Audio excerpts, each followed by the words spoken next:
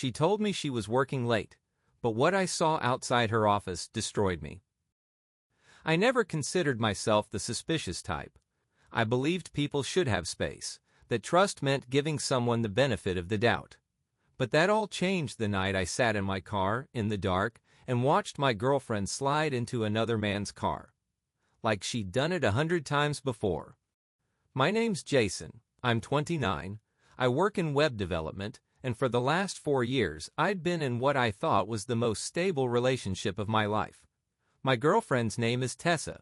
She's 27, works as an executive assistant at a marketing firm downtown, and if you'd asked me 2 months ago, I would have said I was planning to propose soon. We met at a mutual friend's birthday party.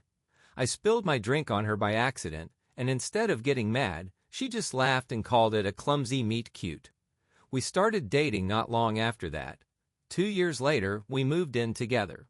She's funny, sharp, loves documentaries about cults, and makes the best blueberry pancakes on Sunday mornings. That's the image I had in my head, of us building something real, solid. But that image started to crack around the edges about a month ago. Tessa had always had a demanding job, and I respected that.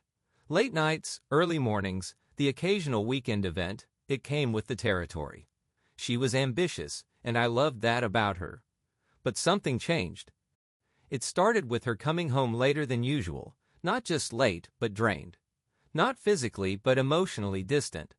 She'd say she was tired, that work was overwhelming. But she used to tell me stories about her day. Now she barely spoke. Then there was the cologne. One night she kissed me goodnight, and I caught a scent on her coat that didn't belong to me. Strong, musky, expensive. I asked about it, and she said her boss had hugged her goodbye after a long meeting. He's super European like that, she joked. Okay, weird. But not impossible. Then came the Thursday she forgot her phone at home. That day her phone buzzed nonstop for almost an hour. I tried to ignore it at first, thinking it was a group chat or work. But then a message popped up on the lock screen. Just a name, Ben, office, followed by, last night was perfect, can't wait for Friday. Same spot? I froze. I didn't open her phone. I couldn't. It was still locked. But my heart was already pounding. Friday? The same spot? Last night? That night I couldn't sleep. I lay next to her, staring at the ceiling, wondering who Ben was and what last night meant. The next morning she was back to normal, smiling, playful, even made pancakes. She kissed me on the forehead and said, "Work late tonight. Don't wait up." That's when I made the decision. I told her I was going to visit my brother after work, but instead I drove to her office building and parked across the street. I waited, hidden behind a tinted windshield, watching the front entrance like I was in some low-budget spy movie. I hated every second of it. I hated myself for being that guy. But something inside me needed to know. At exactly 6:47 p.m., she walked out. Not alone, and not looking tired or stressed. She was smiling, radiant, like she had a secret. And then he followed. Tall, well-dressed, confident. Mid-30s, clean-shaven, expensive watch. The type of guy who looked like he owned the building. They didn't touch. Not at first. But then she looked around, and when she thought no one was watching, she reached for his hand. That was the moment I felt something inside me snap. I didn't sleep that night. Every time I closed my eyes, I saw her face, the way she smiled at him, the way she tucked her hair behind her ear like she always did when she was flirting. That wasn't exhaustion. That wasn't work stress. That was joy. By morning, I was spinning. I didn't have proof of anything. No pictures, no confrontation, but my instincts were screaming. I knew what I saw, and I knew I couldn't unsee it, but I also knew I couldn't blow this up without being sure. So I played along. That weekend, I acted normal. We went grocery shopping, watched a Netflix documentary about some cult in Oregon, and she even asked if I wanted to plan a weekend getaway next month. She was affectionate, sweet, present, like nothing had happened. And maybe, if I were weaker, I would have let it go.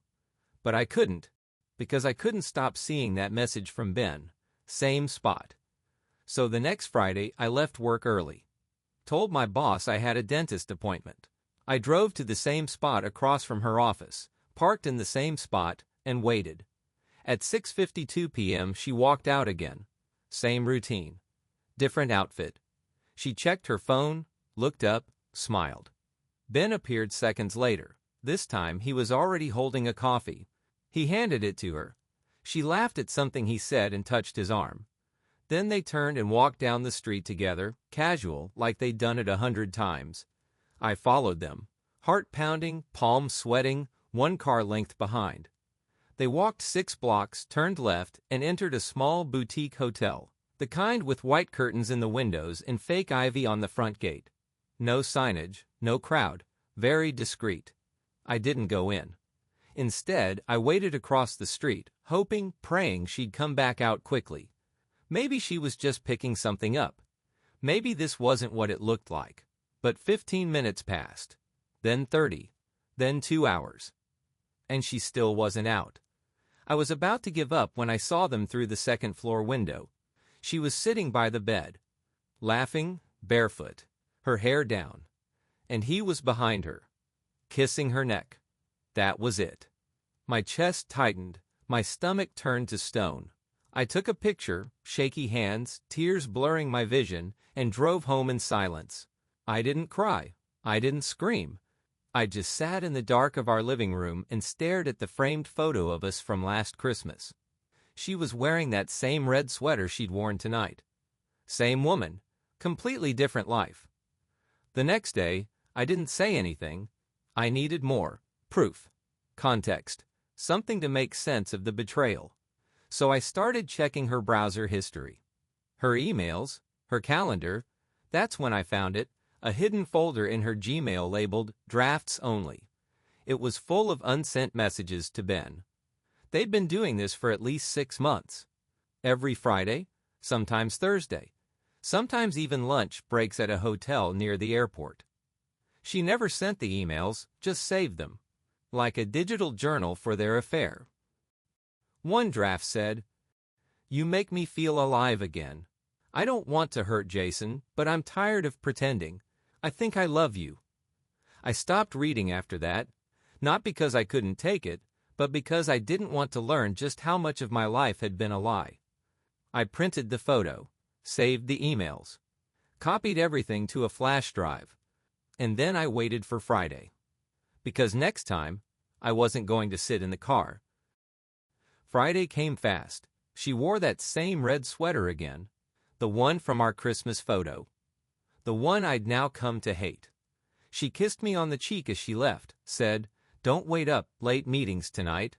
I nodded, but I didn't stay home. This time, I booked the room directly above theirs.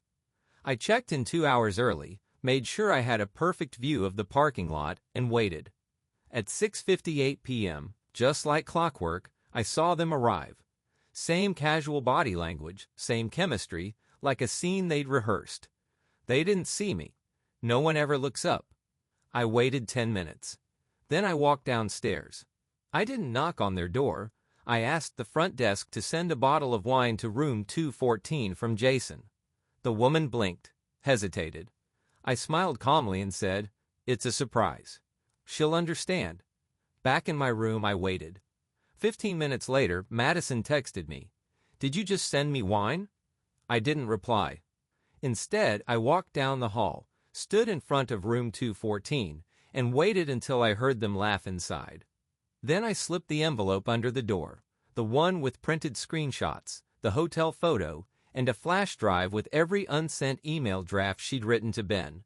And then I left. I didn't go home. I went to my lawyer. Revenge number 07. I filed for divorce and froze the joint accounts the same day. I used the flash drive to prove marital misconduct. Since we'd just sold our second property, a beach condo, and the funds were sitting in escrow, I submitted a motion to block her access until assets were divided. My lawyer was brutal. The court granted me 75% of the proceeds and full ownership of our house. Madison tried to fight it. She claimed emotional stress, said the affair wasn't physical until recently. But the evidence was overwhelming. Ben, He disappeared, probably once he realized I wasn't just some clueless husband in the dark. Madison texted me twice in the following weeks. Once to apologize, once to beg me to stop ruining her life. I didn't answer. Instead, I posted a simple message on LinkedIn. After 5 years of what I thought was a partnership, I learned silence can be betrayal. If you're reading this, trust your gut. It saved me more than once. I didn't name names, but people figured it out. Her reputation at the nonprofit tanked. Donations dropped. HR quietly moved her to a non-public role. She's still working there, but not leading anymore. I didn't gloat. I didn't go public. I just let the truth settle in. It's been 5 months. Some mornings I still wake up expecting her beside me. But then I remember what I saw through that hotel window. The fake smile. The double life. And I remember the version of me that sat in silence for too long. Not anymore. Now I trust 2 things: the evidence and my own instincts. Because if I hadn't followed her that night, I'd still be living in someone else's lie.